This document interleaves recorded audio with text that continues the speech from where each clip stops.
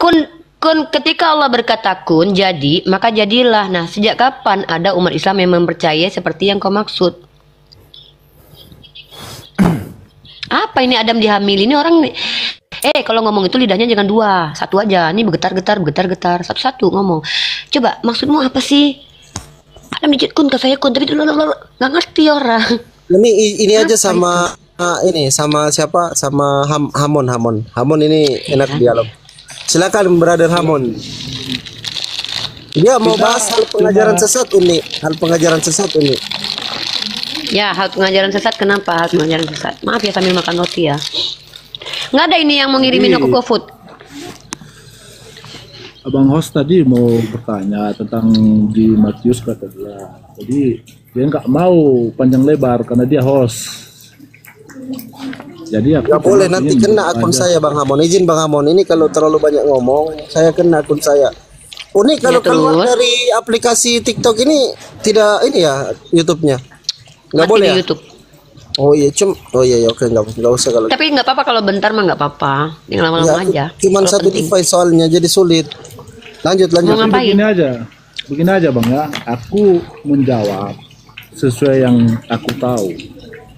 Nah, karena iyalah Bang, masa sesuai yang nggak Abang tahu, sok tahu namanya nanti. Yang tahu aja Bang. Aku Kristen, ya bisa bilang cuma Kristen KTP, tapi sedikit banyaknya tahu-tahu dikit lah.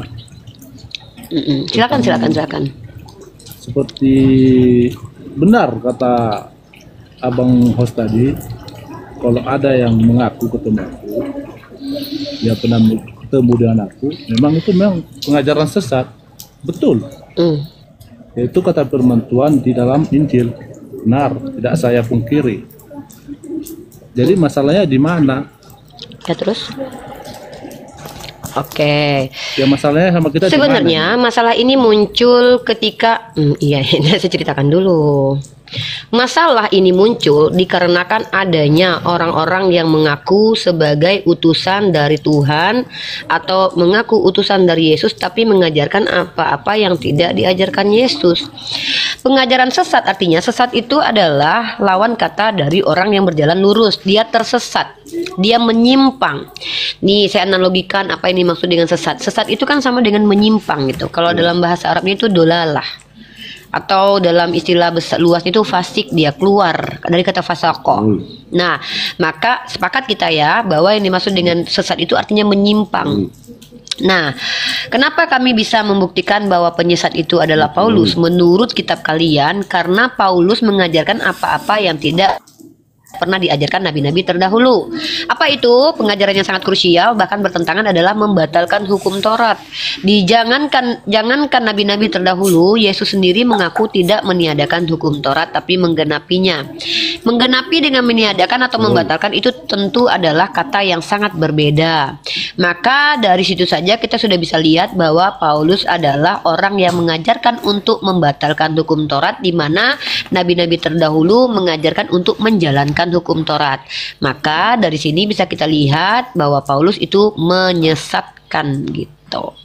Yang kedua, itu bukti pertama. Yang kedua, Yesus mengatakan supaya muridnya hati-hati dengan ragi Farisi. Apa itu ragi Farisi? Artinya adalah kemunafikan orang Farisi. Dari sini kita bisa mengambil kesimpulan bahwa Yesus mengingatkan untuk tidak percaya kepada penyesat atau nabi palsu. Nah, nabi palsu ini akan dilihat dari buah perbuatannya. Nah, mari kita lihat dalam ayat yang konteksnya secara jelas penyesat. Anda tahu itu dalil dalam Bible tentang perikop ayat penyesat? Ntar ada WA dulu ya dari Pak Hamon. Hamon artinya ya. Nanti Bang, nama Abang kan Hamon. Hamon itu dalam bahasa Spanyol artinya, tapi udahlah nggak penting. Kita bukan Hamon Bang. Gini Bu. Iya. Hamonangan, kemenangan itu bahasa Batak, kemenangan. Bahasa Batak. Kemenangan. Nah, kalau iya siap. Saya cuma dikasih tahu nih ya. Jangan nih ya, kita lihat nabi palsu ya nih. Kita pakai ayat perikop yang menurut Yesus saja ya, perikopnya aja. Yang satu perikop jelas tentang nabi palsu dan penyesat, oke? Nah, coba Abang buka dalam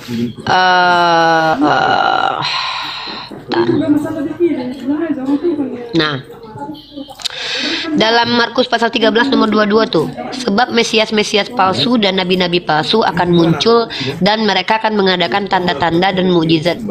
Mukjizat dengan maksud sekiranya mungkin menyesatkan orang-orang pilihan. Coba, di mana ajaran agama ya, kecuali nabinya itu bisa bermukjizat, hanya agama Kristen. Abang noise banget bang di situ bang. Maksud aku Nggak enak diskusi kalau gini Bu. Mujizat di agama Kristen juga nggak berisik banget gitu.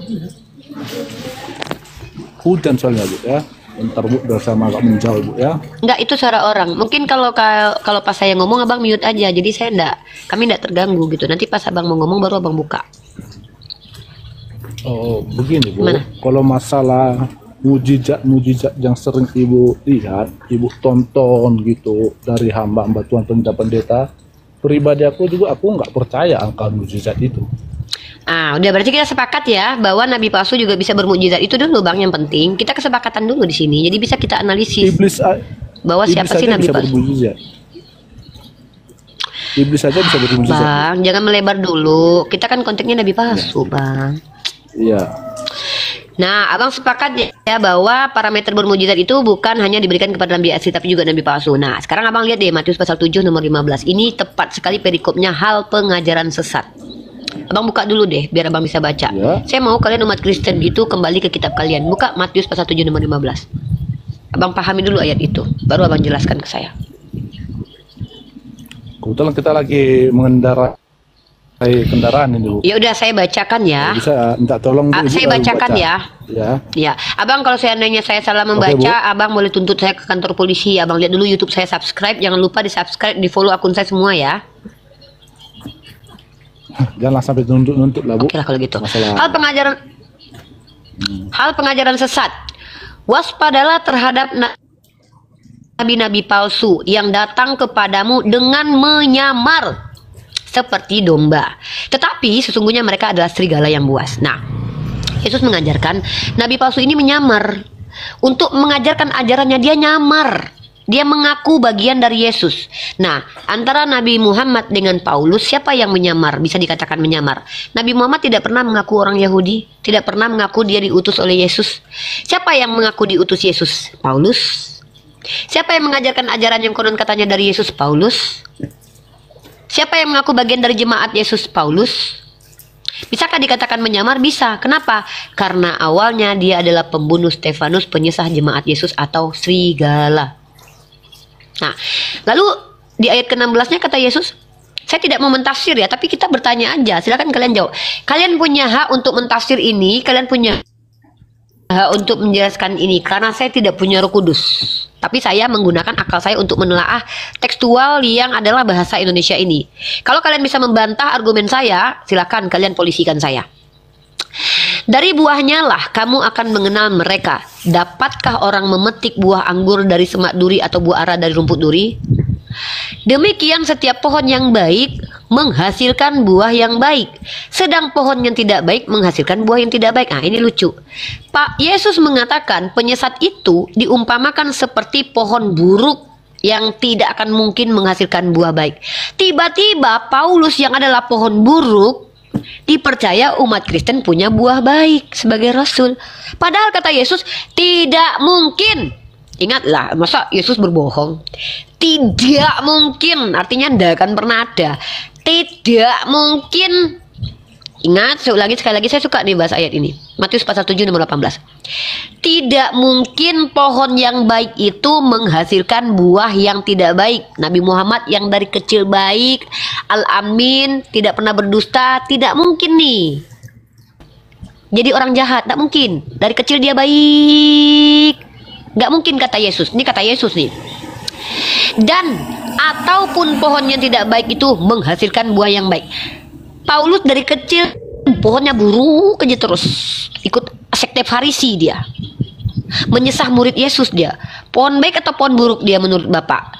Paulus itu sebelum mengaku berjumpa Yesus pohon baik atau pohon buruk? Silakan dijawab itu dulu. Supaya saya bisa mengkonfirmasi apakah yang saya sampaikan ini adalah tafsiran liar atau sesuai dengan tekstual. Silakan dijawab. Kalau Paulus dari awalnya dia memang manusia yang buruk perilakunya, Bu. Mantap. Maka Yesus mengatakan bahwa tidak mungkin pohon yang baik itu menghasilkan buah yang tidak baik, ataupun pohon yang tidak baik itu menghasilkan buah yang baik. Yesus mengatakan, tidak mungkin Pak pohon buruk itu menghasilkan buah yang baik. Pertanyaan saya, kenapa kalian justru menjadikan orang Farisi yang dikatakan munafik oleh Yesus sebagai Rasul? Enggakkah kalian percaya kepada Yesus? Kalau kalian tersesat ya wajar, kalian mengingkari perkataan Yesus. Begini, Bu, ya. Kami di Kristen Protestan, Bu, seperti pribadiku, yang kuikut itu ajaran Kristus, Bu, ajaran Yesus Kristus, bukan ajaran Paulus. Yakin? Yakin kali aku. Oke, hukum Taurat mana yang Bapak jalani? Ya hukum Taurat yang 10. Bapak masih sabat nggak? Perjanjian lama. Bapak masih sabat? Gini, Bu, hukum Taurat tidak. Kalau sahabat itu, Bu, itu harus satu kalau sebenarnya. Begini, Bu, kalau Terus Bapak masih sabat? yang mentiadakan Rasul Paulus bilang mentiadakan hukum Taurat, sedangkan Kristus Yesus tidak mentiadakan, cuma menggenapi. Betul. Nah, aku Menggenapi. Arti menggenapi apa? Menggenapi bukan mentiadakan, seperti yang Ibu katakan. Nah, Efesus pasal 2:15 itu meniadakan atau menggenapi? Nah, ini permasalahannya. Iya, di situ permasalahannya seperti Ibu katakan. Jadi gini, Bu, kalau di Kristen Protestan ini, Bu, banyak kami juga bertentangan masalah firman Tuhan ini. Masalah mujizat, yang banyak hamba Tuhan masang mujizat yang bisa menyembuhkan ini, menyembuhkan itu. Seperti Kristen Protestan saya pribadi, Bu, saya nggak percaya itu. Saya tidak percaya. Enggak, kita nggak bahas tentang mukjizat. Kita kan tadi bawa Matius pasal 7 nomor 15 sampai 18 selesai dibaca. Iya, Di sini cara menunjukkan bahwa dia nabi palsu atau tidak lihat dari Alah. Udah saya bilang, Bu, Bapak kan patokan sebenarnya, kebanyakan patokan kami sebenarnya, yang sebenarnya biar semua umat Kristen tahu, jangan kita berpatokan sama Rasul Paulus, patokan kita itu Yesus. berarti Bapak mengakui kalau Paulus itu bukan datang dari Yesus? Begini, siapa saksinya? Siapa yang tahu? Bapak justru membantu saya nih. Bapak nggak percaya kalau Paulus itu Bukan. Rasul? Bukan tidak percaya, begini, Bu, saya dalam ajaran Paulus, kalau ajaran dia itu untuk kebaikan, tidak mentiadakan hukum Taurat, saya percaya. Tapi kalau dia mentiadakan hukum Taurat, saya tidak percaya. Ya dia kan meniadakan hukum Taurat, Pak. Kalau Rasul Paulus mentiadakan hukum Taurat, Gimana sih, Pak? Bapak gini aja deh. Udah deh, gini aja deh, Pak. Pertanyaan saya singkat, padat. Bapak percaya nggak sih sama Paulus sebagai Rasul? Udah itu aja. yang saya percaya Rasul itu, Bu, murid Yesus, Bu. Selain itu nggak ada. Ya, secara tidak langsung Bapak udah bilang kalau Paulus itu Yang bukan saya Rasul. percaya, enggak? Bu, intinya, Bu, ya, yang saya percaya, Bu, yang diangkat Yesus langsung muridnya, itu Rasul yang saya percaya. Selain itu tidak saya percaya.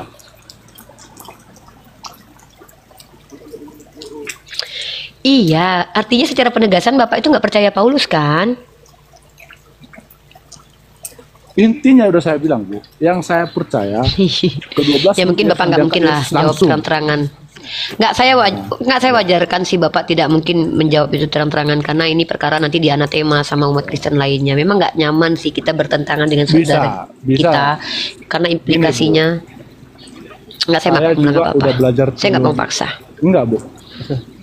Saya juga udah belajar teologi, ya, Bu. Saya sekolah teologi, ya, Bu. Saya seorang evangelis. Saya STH, Bu. Mantap dong. Nah ini yang saya tunggu nih. Angkat Bapak ini jadikan dua sama aku kan nih. Itu.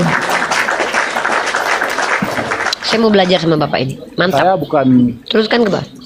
saya bukan asal ngomong gini aja, Bu. Saya belajar Oke, dari mantap. di Jakarta Barat. Bikin H2H Unriva versus Hamonangan.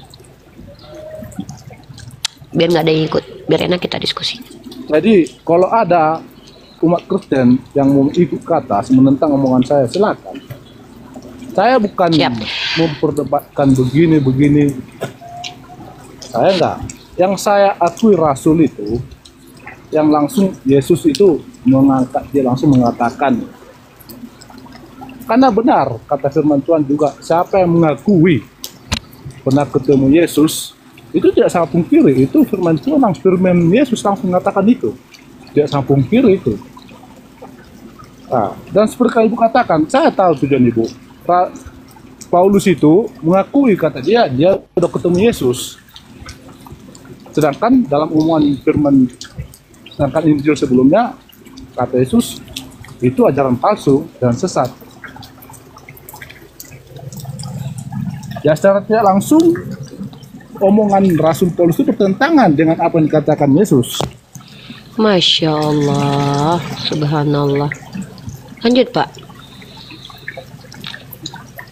Jadi karena yang dikatakan Rasul Paulus ini, kalau seperti pribadi saya cuma mengambilnya sisi yang baiknya aja jika dia katakan. Kalau sisi yang melanggar, yang mentiadakan hukum Taurat, saya tidak pernah itu mengakuinya itu. Berarti Bapak pilih-pilih aja gitu. Sama Bu, gini, kita sekarang lagi sharing, yang ada yang baik Ibu bilang sama saya ambil dalam kehidupan saya. Karena gini Bu. Iya, tapi kalau seorang mengaku rasul, gini Pak. Tapi kalau Waalaikumsalam warahmatullahi wabarakatuh, Zulkifli. Tapi kalau seandainya ada orang yang mengklaim bahwa dia datang dari Tuhan dan diutus oleh Tuhan, artinya kan dia mencoba untuk mengingatkan kepada semua orang yang mendengar Itu dia iblis, Bu. untuk mengikuti kata Itu dia kan. iblis, Bu. Itu iblis, Bu. Oh. Berarti Itu ajaran boleh sesat, dikatakan Paulus iblis dong. Dalam hati kita jawab itu. Ibu yang jawab dalam hati Ibu, udah dalam hati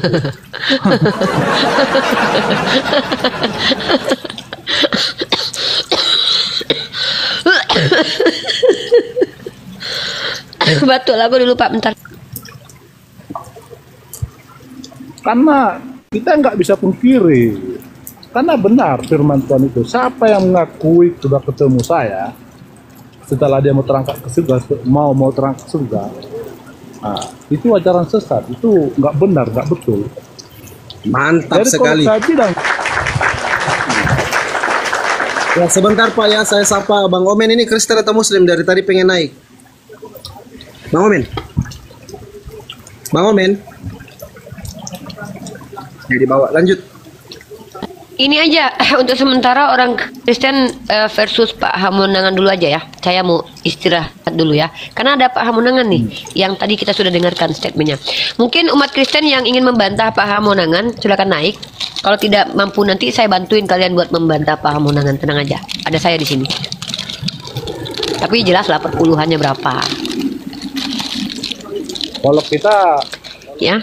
bukan yang perpuluhan sama kita, Bu. Bukan itu yang utama perpuluhan, Bu.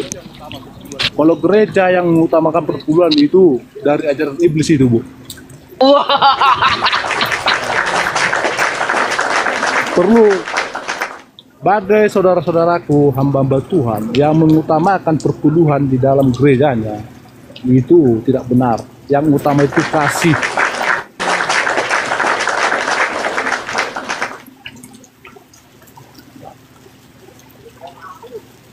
Siapa?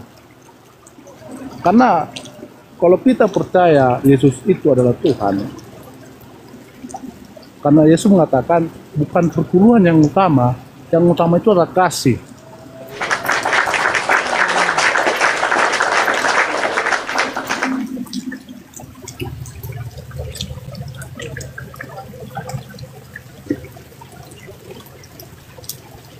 Kalau ada ya saudaraku umat Nasrani juga, umat Muslim,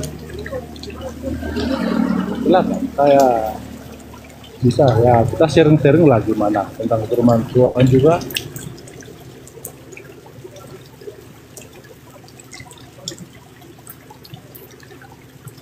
Kalau saya sama Bapak nggak ada lagi versusnya karena ternyata kita sepakat. Kita sudah menjawab di hati kita masing-masing siapa iblis sesungguhnya. Dan saya pikir jawaban kita sama. Ya udah Ini Uni, banyak selidiki juga. aja itu hal pengajaran sesat itu, selidiki aja biar teman-teman Kristen di bawah bisa paham. Yang di bawah aja. Bapak mungkin bernarasi saja Pak. Menurut Bapak ciri-ciri ajaran sesat seperti apa? Silakan sampaikan. Kalau ajaran sesat ini kebanyakan juga yang banyak mujizat-mujizatnya, aku bingung sebenarnya dalam ajaran Kristen juga. Karena yang ada cuma ditampar gini sembuh, sedangkan Yesus saja di dalam kehidupannya dia pun belum melakukan mujizat dengan berbagai cara. Dia contohnya dia menyembuhkan orang buta, dia pakai tanah, dia pakai air liurnya. Saya bingung. Nah, kebanyakan saya bilang itu hamba-hamba Tuhan, kebanyakan hamba Tuhan palsu itu, hamba uang itu. Saya tentang itu juga, Bu. Saya tidak, tapi saya memang kalau saya jalurnya aja aku, Bu. Ajaran Yesus. Karena kebanyakan juga, Bu, kalau saya menegaskan di dalam kekristenan saya begini, dalam saya berkhotbah begini, kebanyakan hamba-hamba Tuhan juga nggak suka nengok saya. Saya tidak mundur kalau saya. Rata-rata Hanya kalau ada memang di begitu koma Pak. ini yang Semakin akademis orang Kristennya, semakin menggunakan data, semakin dimusuhi sama jemaat awam. Saya sudah lihat beberapa kali itu. Bahkan kalau Bapak santun gini, Bapak nanti dituduh Muslim loh Pak. Tapi kalau anarkis, menghujat, wah Kristen sejati katanya, gitu rata-rata. Tidak, saya tentang kesalahan tuh, siapapun dulu. Karena pendeta Gilbert aja pernah langsung face to face kami itu ngomong, pendeta Stephen Tong yang besar-besar. Tapi Mantap. kalau orang nengok saya secara sekarang, Bu, orang anggap ya ini nggak yakin mereka pendeta. Tapi mereka nggak tahu sampai di mana. Gitu, Bu. Kebetulan saya Mantap. reform saya, Bu. Oh Bapak reform, Martin Luther. Calvin, Bu. Calvinis. Oh, Bapak John Calvin. Iya, Bu. Bapak itu sama dengan Pak Budi Asali ya? Iya. Sama Esra Soru juga ya? Saya pernah diskusi dengan Esra Soru. Pak Budi Asali pun sering. Nah, terus gimana pendapat Bapak terkait sekarang tentang adanya Yonatan Purnomo yang menggugat LAI? Dia ahli teologi dan juga seorang yang sudah mendapatkan banyak sekali penghargaan dari STT, dan jurnalnya itu bahkan bereputasi Scopus tentang Bible. Gimana menurut Bapak itu?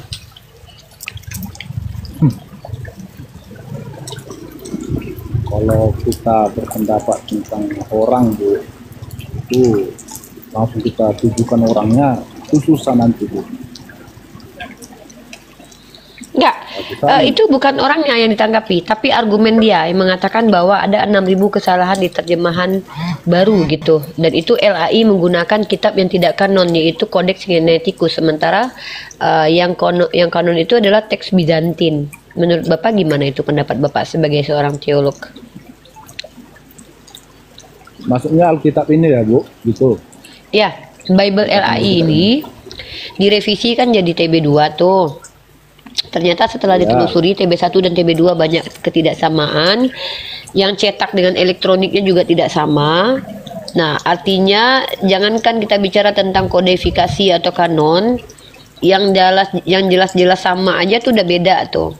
Nah, apalagi ketika Yonatan Purnomo mengatakan bahwa LAI sama dengan kitabnya Saksi Yehova menggunakan kitab yang tidak kanon, yaitu menggunakan Codex Sinaiticus, di mana Codex Sinaiticus itu ketika ada di dalam di dalam Codex itu ada 2 kitab yang dibuang oleh terjemahan baru, artinya tidak mengikuti Sinaiticus. Maka Yonatan Purnomo mengatakan teks Bizantin yang paling benar, kurang lebih seperti itu, karena itu yang kanon. Nah, pendapat Bapak gimana dengan kitab LAI yang beredar saat sekarang ini yang digugat oleh banyak pihak? Kalau dia sesuai data, Bu, dan bahasa aslinya yang dia katakan, Bu, bisa jadi itu benar, Bu. Kalau Nah, ini sesuai Pak, saya data, kasih sesuai Bapak bahasa videonya, aslinya. kita dengarkan videonya ya. Ya.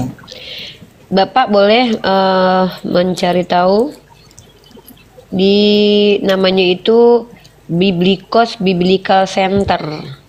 Nama tokohnya adalah Jonathan Purnomo. Nah, terus kalau kita lihat di videonya ada beberapa seminar nih. 24 bukti yang tidak mungkin dibantah. Terus kalau kita lihat di sini, Alkitab tidak kanon nih. Pembuktian 6.500 kesalahan Alkitab tidak kanon. Ini ada di YouTube Jonathan Purnomo Biblikos Biblical Center. Mari kita dengarkan dulu pernyataan dari Pak Jonathan Purnomo ya, supaya kami tidak dituduh sebagai orang yang asumsi.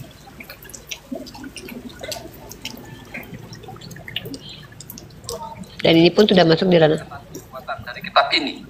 Jika seseorang menakutkan oleh LAI tahun 2023, itu jawabannya kebalikannya, Bapak Ibu sekalian. Aku tidak mau, tetapi kemudian dia menyesal dan pergi. Di dalam Matius 21:30, bapaknya itu datang kepada anak yang kedua. Nah, di dalam TL dan TB yang ke-1, anak yang kedua tadi bilang tidak mau, tetapi akhirnya dia menyesal dan pergi. Sebaliknya di dalam TB2 terbitan 2023, anak yang kedua tadi itu bilang baik Bapak tetapi tidak mau. Nah, ini Bapak Ibu sekalian, ayat 29 dan 30 itu berbalik Bapak Ibu sekalian, menjadi kontradiksi. Nah, di dalam klimaksnya, di dalam Matius 21 ayat 31, itu jelas sekali perbedaannya. Kalau Anda lihat di sini, TL itu warna kuning yang kedua, TB1 juga kuning yang terakhir. Karena memang cuma ada dua anak kan, anak pertama dan anak kedua. Jadi anak yang kedua atau anak yang terakhir itu sama Bapak Ibu sekalian. Sedangkan di dalam TB2, itu anak yang menuruti kehendak bapaknya itu justru anak yang pertama. Bayangin Bapak Ibu sekalian, ini firman Tuhan ya. Bagaimana mungkin 69 tahun salah kemudian baru dikoreksi. Ini baru satu contoh yang saya berikan kepada Anda. Dan ini masih ada ribuan kesalahan yang masih belum direvisi. Entah kapan akan direvisi. Bisa jadi seumur Anda hidup, Anda tidak akan mengalami revisi yang lain. Ada kemungkinan revisi yang akan datang 50 tahun kemudian, Bapak Ibu sekalian. Jadi Anda nanti akan dibayang-bayangi menggunakan Alkitab yang tidak kanon, yang banyak salahnya, dan Anda tidak tahu salahnya di mana. Oleh sebab itu, Bapak Ibu sekalian, kita perlu waspada. Kemudian di dalam episode yang kelima ini, saya akan membahas adanya ayat-ayat yang sebenarnya itu sudah benar. Tapi dengan adanya revisi, justru malah menjadi salah. Nah, kesalahan di sini saya ambil satu contoh yang terdapat di dalam Matius, yaitu Matius 17 ayat 21. Saya perlihatkan saja. Malah direvisi makin salah. Stop. Terjemahan dari LAI dan Saksi Yehova. Bapak Ibu sekalian, kalau Anda lihat di sini Bapak Ibu sekalian, ini terjemahan dari LAI, itu TL 1954 bunyinya, tetapi sejenis ini dengan suatu pun tiada dapat keluar, hanyalah dengan doa dan puasa saja. Saya tidak mempersoalkan tentang terjemahannya, tetapi saya mempersoalkan ayat ini ada Bapak Ibu sekalian. Nah, adanya ini tidak dikasih tanda kurung, berarti kalau begitu dianggap sah, dianggap itu ada di dalam teks asli. Oke, maka saya tulis di sini ada. Nah, SSY itu saksi-saksi Yehova. Nanti biasanya saya singkat dengan saksi Yehova saja, Bapak Ibu sekalian. Nah, di dalam SSY 1, nah istilah 1 dan 2 ini, Bapak Ibu sekalian, itu buatan saya sendiri untuk membedakan antara terjemahan saksi Yehova yang pertama dengan yang sudah direvisi tahun 2013. Jadi Bapak Ibu sekalian, di dalam SSY yang pertama, saya memiliki yang edisi 1970, itu kosong, tidak ada Bapak Ibu sekalian. Artinya apa? Ayat ini tidak pernah dipakai. Itu dibuang. Berdasarkan teks WHNU dan Sinaiticus, itu ayat ini memang dibuang. Nanti saya akan buktikan. Nah, Dibuang. tahun 70, kitabnya Saksi Yehova itu tidak ada Bapak Ibu sekalian.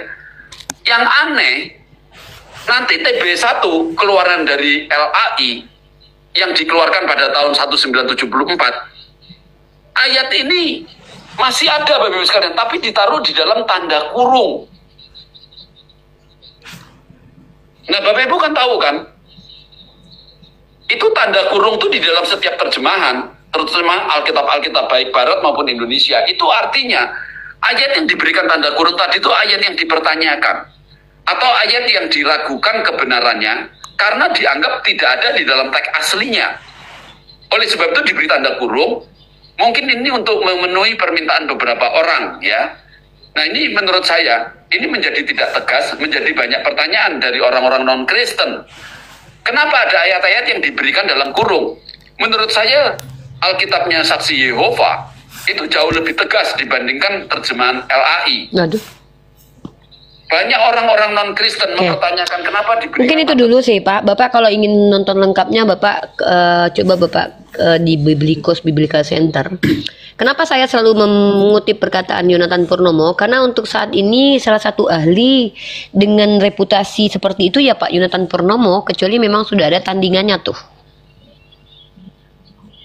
Betul. Nah, jadi menurut saya akui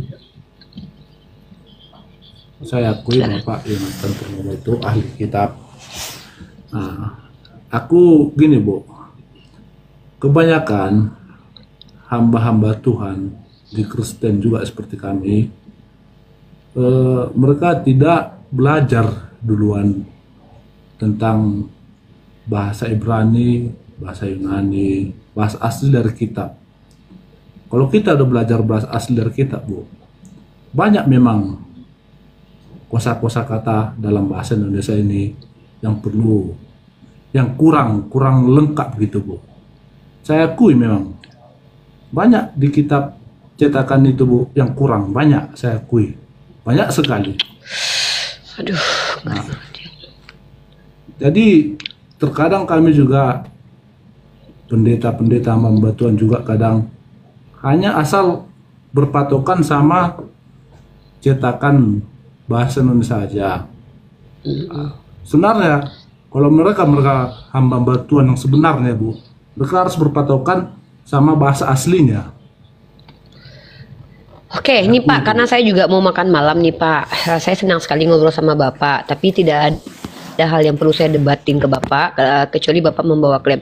Mungkin satu pertanyaan logik ingin saya sampaikan ke Bapak, bukan ingin mengajak Bapak menjadi Islam, tidak, tapi hanya membangun critical thinking, karena Bapak seorang akademisi. Maka pertanyaan saya sangat simpel, taruhlah ini pertanyaan dari seorang mahasiswi kepada dosennya ya Pak. Ya, Pertanyaannya begini Pak. Ketika firman Tuhan, kita percaya bahwa firman Tuhan ini dijaga oleh Tuhan atau diberikan dibimbing oleh Roh Kudus, namun Bapak mengakui dengan sadar dan Bapak sendiri yang bilang bahwa kitab suci Bapak memiliki banyak kesalahan. Probabilitas kesalahan ini maka tentu akan ada kemungkinan kesalahan lainnya. Ada dua pertanyaan saya. Yang pertama adalah bagaimana metode Bapak sebagai umat Kristen menentukan mana yang benar mana salah? Kedua, kenapa masih menerima kitab ini sebagai kitab suci sementara sudah ada kesalahannya? Ibarat kata ketika Bapak meminum kopi sudah ada racunnya, apakah Bapak akan meminumnya? Sementara Bapak sudah tahu walaupun ada setitik racun di dalam kopi itu. Apalagi ini berkaitan dengan keimanan. Jadi pertanyaan saya ada dua, saya ulangi.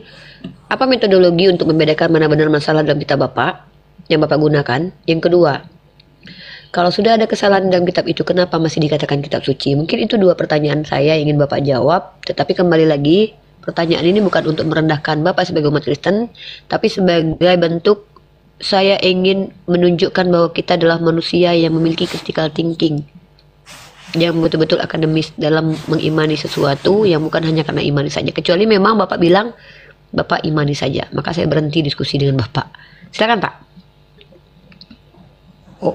Oke Bu, itu pertanyaan yang sangat luar biasa. Saya akui itu pertanyaan sangat luar biasa.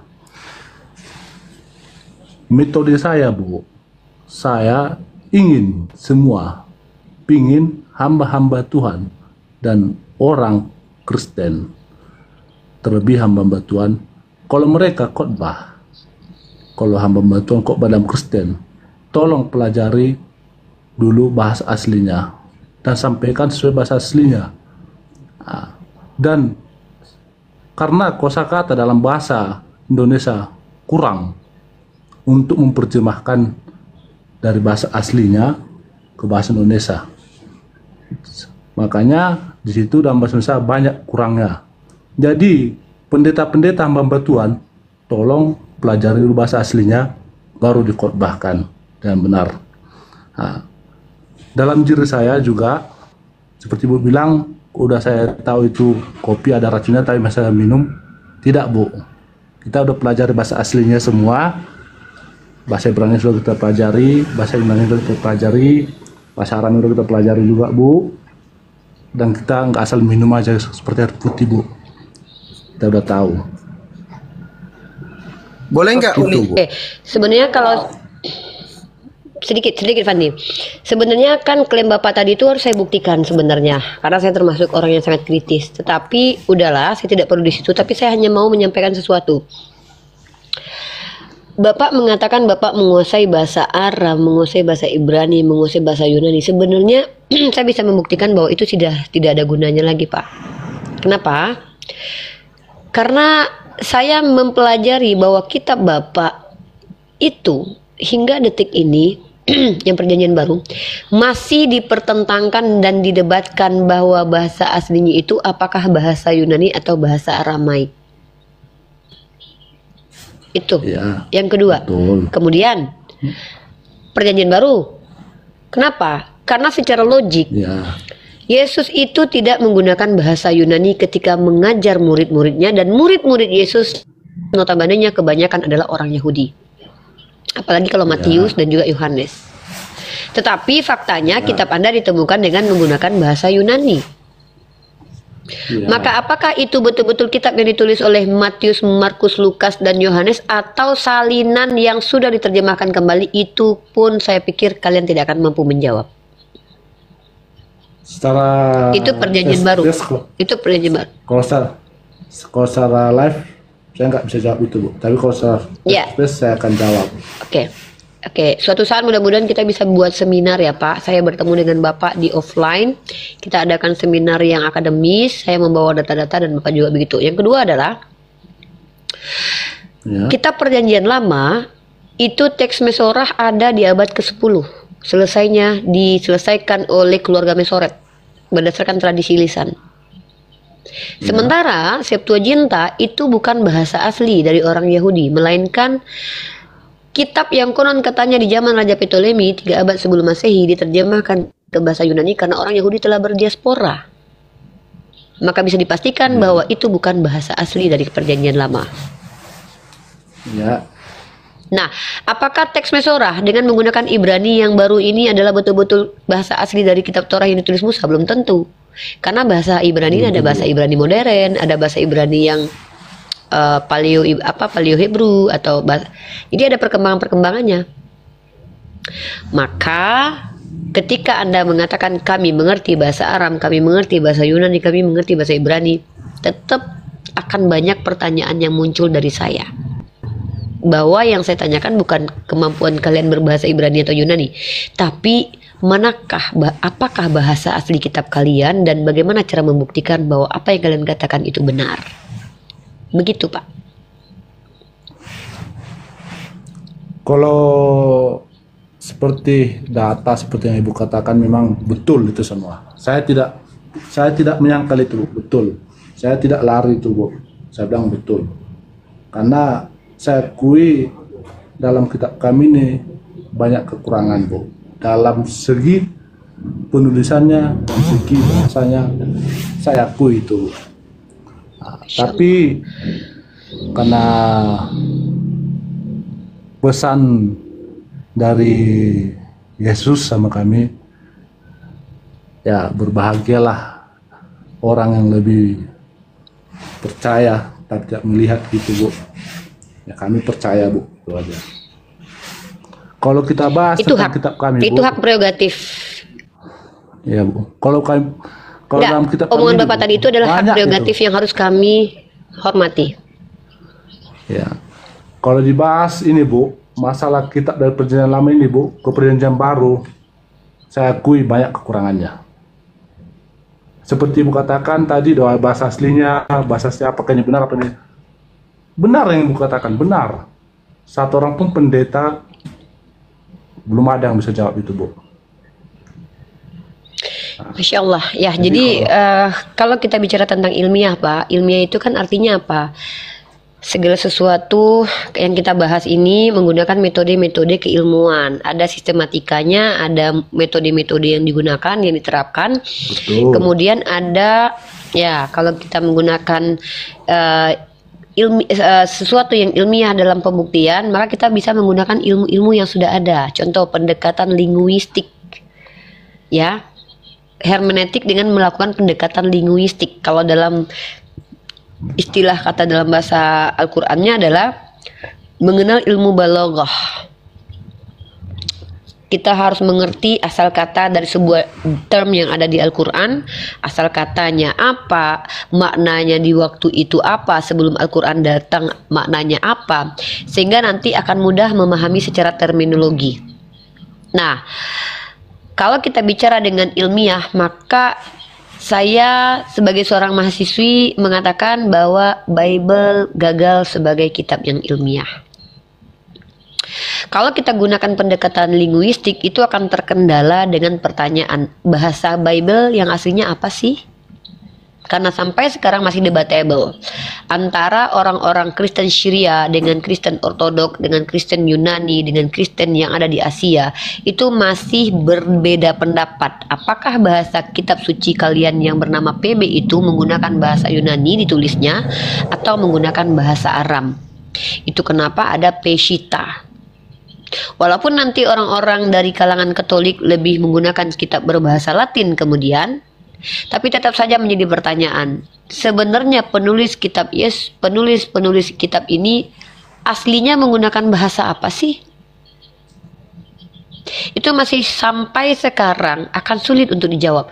Maka ketika ini tidak mampu terjawab dan bahkan sulit untuk dijawab, maka tidak ada guna kita mengatakan saya bisa bahasa Yunani, saya bisa bahasa Ibrani, saya bisa bahasa Aram. Kenapa? Karena pada akhirnya yang akan dites dengan kemampuan 3 bahasa ini itu sudah gagal sebagai kitab yang ilmiah. Atau mungkin analoginya begini deh, saya bisa misalnya gini, saya sudah tahu teori menggunakan pakai mobil ya, saya sudah tahu teorinya, saya sudah kuasai teorinya. Saya sudah tahu teori menggunakan sepeda, saya sudah ada teori menggunakan sepatu roda, tapi ternyata saya tidak punya kaki. Ya. Jadi percuma gitu loh. Tidak akan bisa diimplementasikan ilmu saya yang menguasai bahasa, bisa setir mobil secara teori, bisa menggunakan sepatu roda secara teori. Tapi itu tidak akan bisa diimplementasikan karena saya tidak punya kaki. Sama seperti itu, Bapak mampu berbahasa Yunani, berbahasa Aram dan berbahasa Ibrani, percuma, tidak akan bisa diimplementasikan karena kitab suci Bapak tidak tahu bahasa aslinya apa. Nah, maka saya katakan bahwa kenapa jarang 6 tahun berdiskusi dengan umat Kristen, jarang saya bisa mendapatkan wawasan yang ilmiah dari umat Kristen karena stagnan di ranah ilmiah itu. Kalau yakin, percaya, itu masuk dalam ranah spiritual, intern.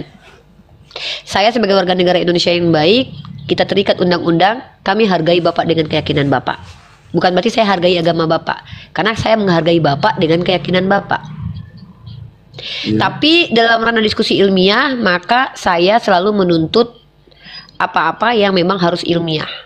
Kecuali kita sepakat tadi bahwa kita bicara antara doktrin by doktrin. Maka kalau kita bicara doktrin by doktrin, kita tidak pernah akan berdebat. Paling kita hanya akan bilang, Bapak percaya apa? Oh, saya percaya ini. Oh iya, kalau saya percaya ini Pak. Selesai sampai di situ. Ya, tapi kalau kita diskusi ilmiah, maka harus ada ranah siapa, mengapa, di mana, bagaimana, dan itu harus dijawab. Itu kenapa ada perbedaan antara sejarah dengan dongeng. Dongeng itu dongeng itu adalah informasi yang tidak mampu menjawab siapa, mengapa, di mana, bagaimana, atau 5W 1H.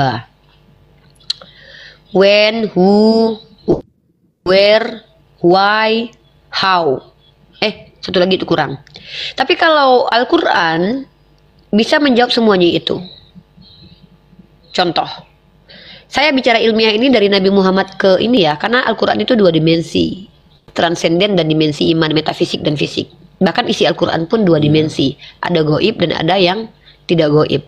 Nah, dari Nabi Muhammad itu bisa dipastikan ilmiah karena memiliki ranah keilmuan. Contoh, dari Nabi Muhammad kenapa kami bisa percaya itu adalah firman Tuhan? Karena manusia ini secara kredibilitas kredibel. Kenapa dikatakan kredibel? Karena secara karakter tidak ada satupun orang yang bisa membuktikan kalau orang ini pernah berbohong. Maka sebagai pemberi informasi dia kredibel. Kecuali sudah ada bukti bahwa dia pernah berbohong. Kedua, informasi yang diturunkan oleh Nabi Muhammad ini memiliki parameter. Apa itu? Pertama, dijaga dengan hafalan. Kedua, dihafalkan oleh banyak orang, diikat oleh penghafalan banyak orang. Keempat, diikat dengan cara adanya manuskrip, teks tertulis. Nah, jadi banyak yang telah menjadi kunci-kunci supaya statement ini benar, dikatakan benar. Karena benar sendiri adanya persesuaian antara klaim dengan yang diklaimkan dengan realitas. Maka Al-Quran ini secara transmisi itu ilmiah penjelasannya. Tapi kalau Bible dia gagal di situ. Pertama, siapa penulis Bible? Sampai saat ini Katolik sendiri mengatakan tidak jelas dan tidak pasti. Al-Quran bisa. Siapa penulis Al-Quran pertama kali? Zaid bin Sabit, Ubay bin Ka'ab, Ibnu Mas'ud. Saya bisa sebutkan nama mereka dan saya tahu siapa mereka. Oh, dan saya tahu siapa orang tua mereka. Kita punya data-datanya. Lalu, kenapa ditulis? Ada latar belakangnya. Ketika ada perang, kemudian terjadi banyak yang hafiz-hafiz Al-Quran meninggal, maka Umar Ibnu Khattab mendatangi khalifah pada waktu itu. Ya, saya bisa ceritakan itu. Tapi kalau ditanya kepada orang Kristen, coba ceritakan latar belakang penganunan dan penulisan Bible, tidak mampu dijelaskan karena tidak ada literasinya. Itu bagaimana? Lalu tadi siapa, bagaimana, dan apa? Apa itu Al-Quran? Al-Quran adalah firman Allah, perkataan Allah. Maka sesuai tidak dengan definisi? Mari kita buktikan. Adakah satu kata di dalam Al-Quran bercampur perkataan manusia dengan perkataan Allah? Mari kita bahas itu pembuktiannya. Tapi kalau Bible dia firman Allah, tapi banyak sekali perkataan manusia yang bercampur dengan perkataan Tuhan di dalam itu. Maka apa, siapa, mengapa, di mana, bagaimana itu akan terjawab kalau kita bicara Al-Quran, tapi tidak terjawab kalau kita bicara Bible. Lalu kemudian, maka saya katakan, kenapa sampai saat ini saya masih menjadi seorang muslimah? Kalau sudah ada menandingi Al-Quran saya, mungkin saya akan pindah agama. Tapi sampai saat ini saya belum pernah menemukan satu kitab suci yang sama dengan Al-Quran. Jangankan sama, ya, di bawah Al-Quran 100 tangga aja itu belum ada yang menyamakan. Tidak ada yang bisa meniru. Tidak ada kontradiksi di dalamnya. Tidak ada karya sastra yang seindah itu bahasanya. Dan bahkan banyak mukjizat-mukjizat di dalamnya di mana dikatakan keseimbangan antara penyebutan untuk kata malaikat dan iblis seimbang jumlahnya. Begitu juga dengan bumi dan langit, begitu juga hari disebutkan 360 hari. Kalau kita buktikan ya, tidak ada yang mampu membuat semisal Al-Quran. Karena itu bukan datang dari manusia. Kalau punya manusia itu bisa ditiru, tapi kalau punya Tuhan nggak ada yang bisa tiru. Maka dari sini saya mengatakan bahwa Al-Quran transmisinya ilmiah, cara memahaminya by rasionalitas itu juga masuk akal, tapi Bible jauh dari semua itu.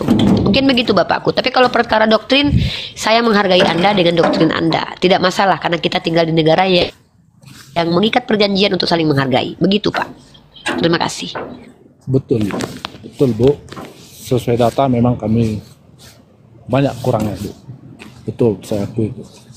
Saya tidak pungkiri, karena saya orangnya apa adanya aja. Saya nggak bilang harus begini, enggak. Kalau memang Pak izin Pak, saya mau menjawab jemaat Bapak. Boleh nggak? Izin, mohon maaf saya potong Bapak. Luar biasa Ya, Bapak boleh, ini ya. silakan. Saya mau menjawab jemaat Bapak Ripka supaya dia tidak tersesat lama. Saya jawab pertanyaannya, ini nggak masuk akal ya. Nggak jelas kok penganutnya terbanyak di dunia. Coba kamu baca kitab kamu kalau kamu memang percaya kepada kitab kamu ya. Ini kalau kamu percaya loh. Banyak yang terpanggil, sedikit yang dipilih. Justru yang sedikit yang benar, yang banyak yang salah. Ripka, coba kamu baca lagi pernyataan Yesus tuh. Banyak yang terpanggil, sedikit yang dipilih. Tuh, yang banyak yang gagal, yang sedikit yang benar. Jadi parameternya kebenaran itu bukan mana banyak mana salah. Justru ketika not left di mute dulu. Dan kamu harus belajar secara sejarah. Kalau kamu percaya Yesus sebagai Tuhanmu loh ya. Ketika Yesus hadir ke dunia mengatakan bahwa dia adalah orang benar. Pertanyaan saya, banyak yang mengikuti atau sedikit yang mengikuti? Ribka dijawab di bawah. Kalau kan naik ke atas. Justru yang banyak mengingkari.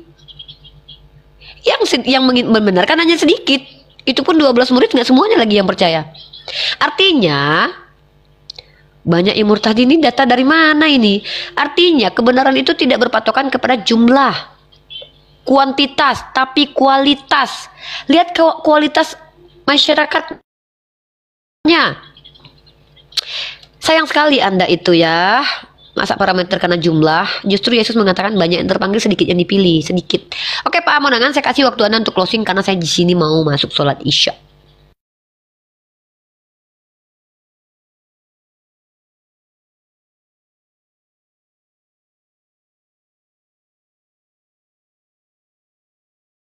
Pak Hamonangan, silakan dibuka mic-nya Bapak, closing statement. Ya, habis ini kita baca not slave ini muslim atau non muslim nih. Ya Bu. Silakan Pak, closing statementnya. Not slave ini Kristen atau Untuk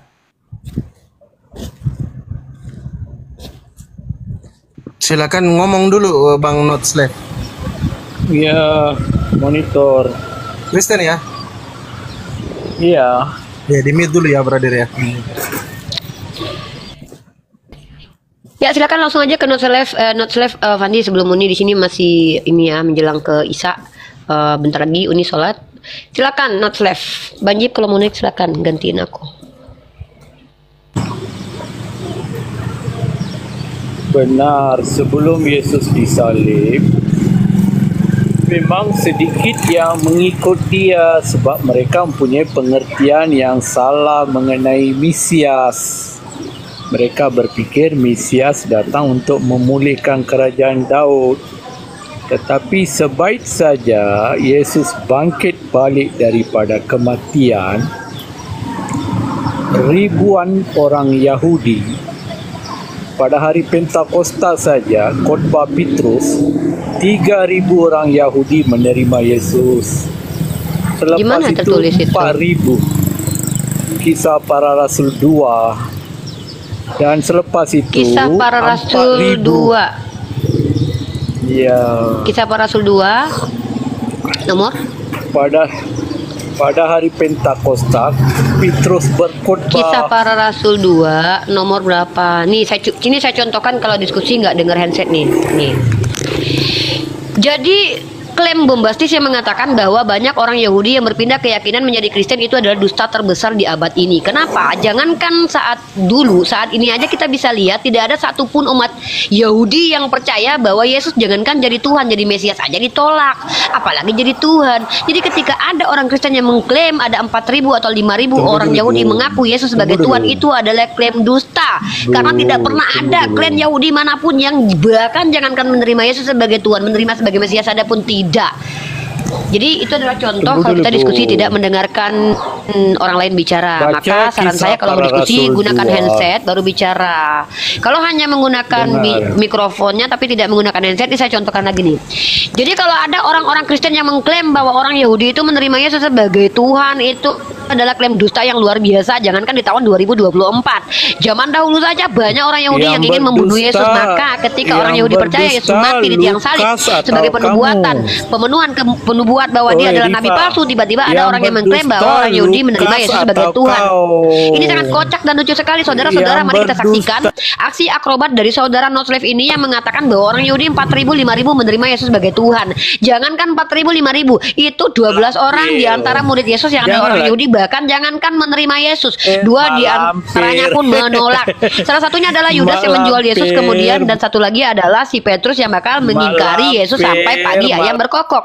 Itu adalah cara kalau diskusi tidak mendengarkan. Maka ada baiknya kalau diskusi itu dengarkan, karena nggak enak kalau diskusi nggak dengerin orang. Baik, Tivena, selamat malam. Selamat malam Uni. Kristen Malam ya? Kak Trivena. Sorry, yang kemarin itu PLN-nya mati, jadi wifi-nya lagi mati, jadi hubungannya Oh iya. It's Kristen, okay, nggak Ambon ya, apa-apa. Ambon ya. Tivena ya, Trivena ya. Ya. Papua. Ya, salam toleransi. Ya. Lanjut. Jadi saya mengajarkan kepada teman-teman jangan coba-coba diskusi di ruang TikTok itu hanya pakai mikrofon saja, nggak bagus. Gunakanlah headset supaya kalian bisa mendengarkan orang lain bicara. Karena kalau kita tidak mendengarkan orang lain bicara dan kita hanya bicara saja, itu namanya bukan diskusi, tapi itu namanya kesurupan hantu blau ya. Jadi saya berharap yang naik ke sini gunakanlah handset, letakkan handset di kuping gini, nah pas di telinga tuh, jangan di sini nggak dengar nanti, tapi di telinga. Nah kemudian letakkan di sini satu lagi, lalu tekan mikrofonnya, maka bicara. Maka kita akan terjadi diskusi seperti ini. Coba, ini contohnya yang bagus. Halo, selamat malam Kak Trivena, waktu Indonesia bagian timur. Selamat malam Uni, waktu Indonesia bagian timur. Itu adalah contoh diskusi yang baik teman-teman, di mana kami saling menyahut satu sama lain, tidak saling nyerocos dan hanya bicara tanpa mendengarkan orang lain bicara. Nah kalau ingin diskusi, tirulah seperti saya dan Kak Trivena, menggunakan handset yang diletakkan di telinga, menggunakan mikrofon yang diletakkan di mulut. Kak Trivena sudah makan? Sudah. Terima kasih. Mantap. Sudah. Artinya Kak Trivena menggunakan headset karena mendengarkan suara saya. Jadi teman-teman, tirulah diskusi-diskusi yang seperti ini. Jangan ditiru diskusi seperti yang dilakukan oleh pria tadi, di mana handset diletakkan di mana, mic-nya diletakkan di mana. Akhirnya apa yang terjadi? Terjadi debat kusir atau debat tidak bermanfaat. Dari ilustrasi tadi sudah belajar bukan cara diskusi yang baik ala Uniriva? Slebel. Terima kasih. Kak, aku mau makan malam dulu. Ya, jadi aku mau makan malam dan aku mau istirahat dulu. Kakak mau diskusi sama Fandi boleh? Nanti kita sambung lagi aja Fandi. After Isya kita live lagi dengan tema transmisi kitab.